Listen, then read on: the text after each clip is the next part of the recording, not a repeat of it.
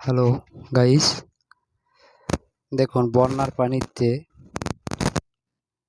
বীজ বীজতলা কিভাবে ক্ষতিগ্রস্ত হয়েছে। কৃষক কিভাবে যে মানে জমি রোপণ করবে সেরকম বীজ নাই। কৃষকের অনেক কষ্টে আছে, খুবই সমস্যার ভিতর। দেখুন বিল সে বিল, কোলা সে কোলা, ক্ষতিগ্রস্ত। দেখুন এখন রোপণের সময়, কিন্তু বীজ তো নষ্ট হয়ে গেছে।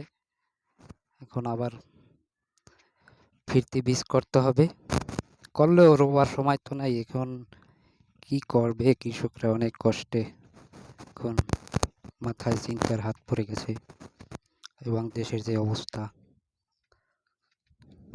যে দেখো একদম পাটিলাস, কোনো কায়দা নাই। এই বীজ আবার কবে ঠিক হবে এখনো বলা যায় না। দেখুন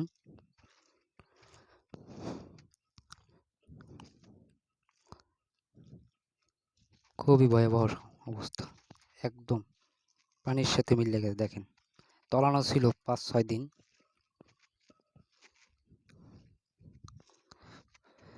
এরকম বৃষ্টি আর বোধহয় 2-4 বছরে হয়নি। তো যখন দুর্ভিক্ষ নেমে আসে, সব দিক থেকেই আসে, তাই আশা করি উপরওয়ালার অশেষ কৃপায় ঠিক হলেও হতে পারে, একটু সময়ের প্রয়োজন। খুবই বেতাল অবস্থা দেখুন।